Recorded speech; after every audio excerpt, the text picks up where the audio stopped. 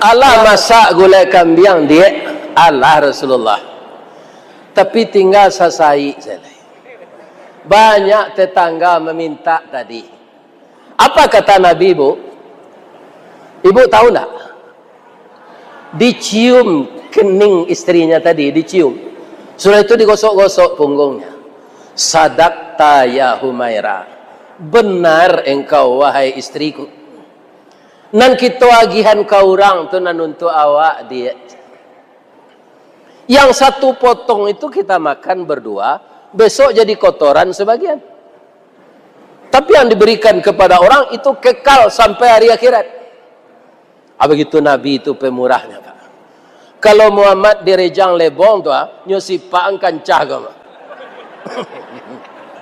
Alu memakan lela kau agian kurang. Itu Rasulullah sallallahu